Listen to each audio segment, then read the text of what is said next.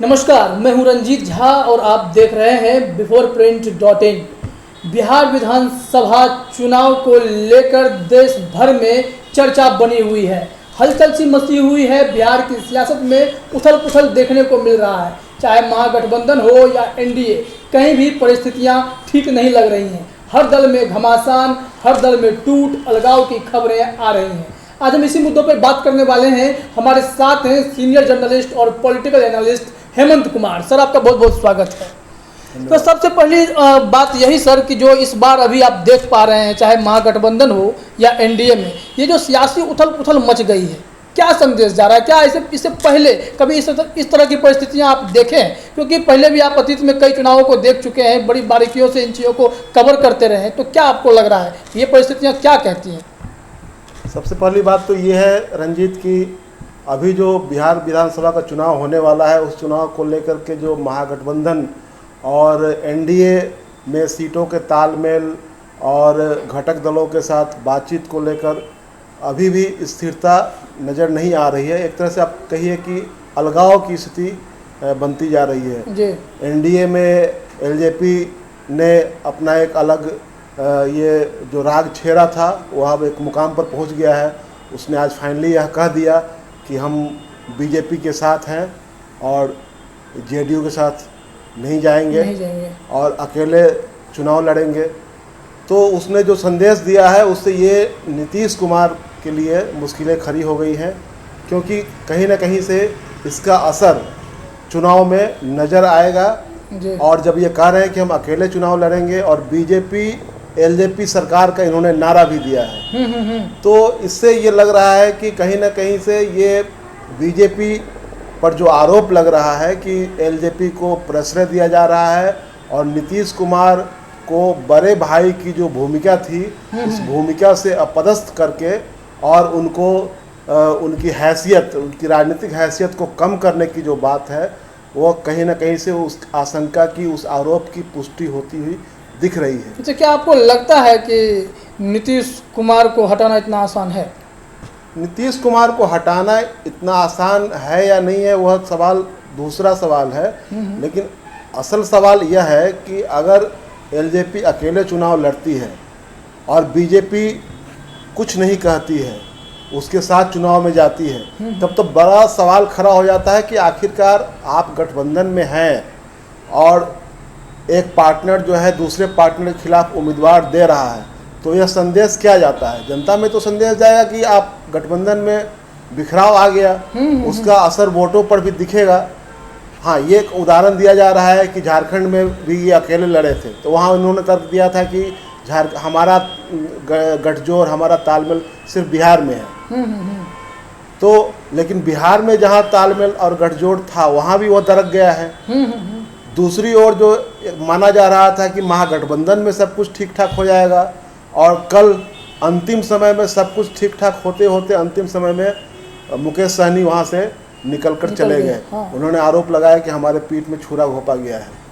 तो महागठबंधन के साथ जो एक बहुत सहज स्थिति बनती दिख रही थी, उस वहाँ भी उथल पुथल की स्थिति पैदा हो गई।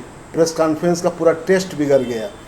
तो दोनों धरों में, दोनों गठबंधनों में, एनडीए और महागठबंधन में कहीं ना कहीं से असंतोष घटक दलों के बीच में है। ये भी देखा जा रहा है कि जो छोटी पार्टियां हैं उनको तरजीह कोई बड़ा दल देने को तैयार नहीं है, चाहे राष्ट्रीय जनता दल की बात कर लें या फिर एनडीए में हम भाजपा जदयू की बात कर लें।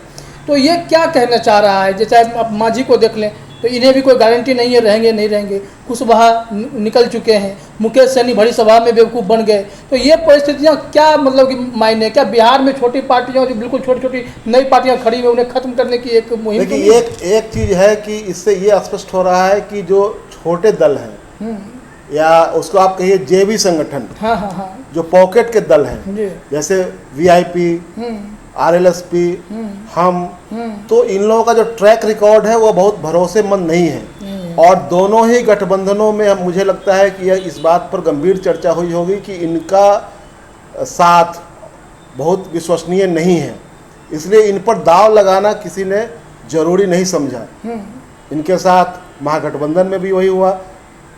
उपेंद्र कुशवाहा को जाने से रोकने की कोई कोशिश नहीं की गई, मांझी को जाने से रोकने की कोशिश नहीं की गई, मुकेश सहनी को मनाने की कोशिश नहीं की गई। उसकी वजह मुझे यह लग रहा है कि ये लोग जो हैं, इनका भरोसा, इनकी विश्वसनीयता जो है संदेह के घेरे में है। और आरजेडी को, महागठबंधन को यह लग रहा है कि ये ऐसे लोग हैं जो कभी भी पाला बदल सकते हैं। हाँ। तो आपको याद होगा कि लोकसभा चुनाव में मरहूम रघुवंश प्रसाद सिंह ने उस समय कहा था कि पार्टी का मर्जर कर लीजिए या हमारे सिंबल पर लड़िए। हाँ, उन्होंने ऐसा कहा था। तो उसमें यह संकेत था कि इन पर भरोसा नहीं है, अगर हमारे, तो उनको ऑफर किया गया था कि आप हमारे सिंबल पर लड़िए।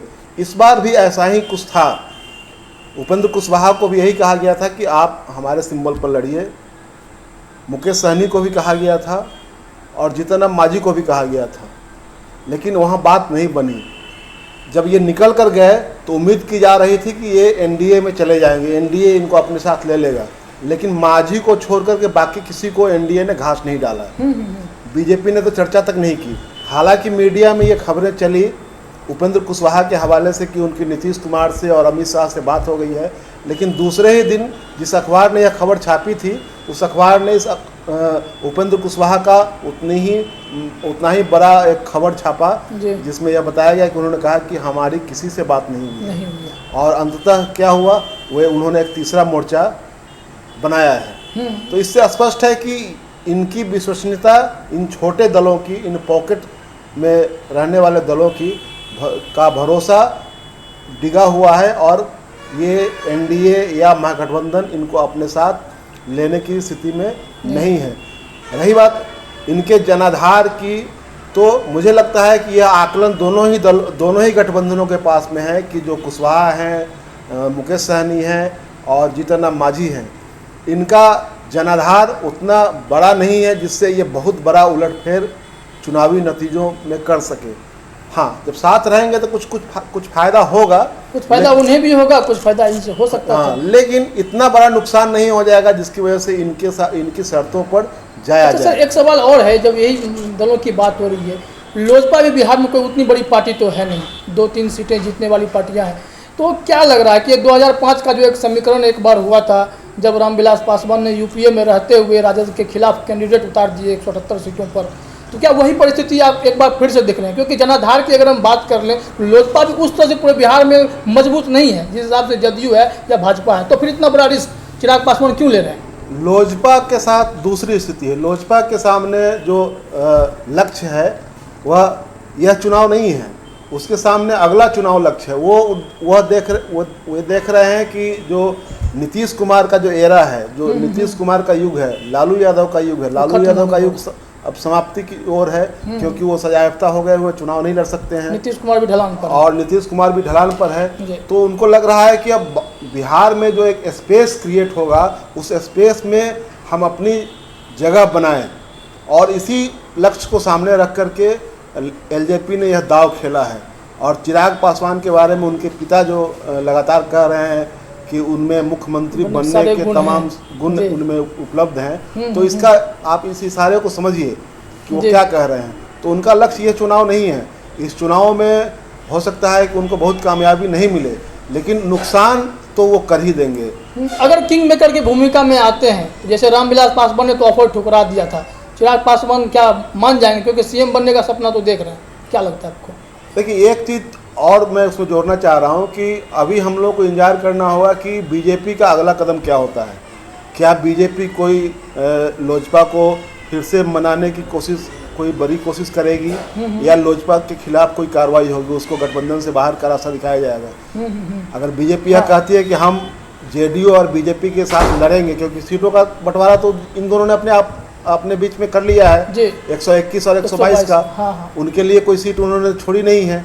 तो अगर वो कहते हैं कि अब आप बाहर जाइए, हम आपको अपने साथ नहीं रखेंगे, तब तो एक स्थिति बन जाती है कि बीजेपी और जेडीयू का कॉम्बिनेशन बन जाएगा, और यह कॉम्बिनेशन कहीं ना कहीं से मजबूत कॉम्बिनेशन एक होगा। लेकिन अगर बीजेपी ऐसा कुछ नहीं करती है, और जो स्थिति बनी हुई है यही स्थिति आगे के चुनाव में भी नज़र आता है, तो इससे साफ है कि नीतीश कुमार को नुकसान होगा अगर ये चुनाव ये स्पष्ट तौर पर है कि भाजपा और जदयू बिना कुछ कहे चुनाव अगर लड़ जाते हैं तो नीतीश कुमार को बड़ा नुकसान देखने को मिल सकता है, और वो शायद इस बार सीएम की जो बात उठ रही है वहाँ भी नहीं दिखे वो एक कैंडिडेट के तौर पे, ये भी संभव हो सकता है। लेकिन एक चीज़ और चलते चलते बात कर लेंगे तेजस्वी यादव पर।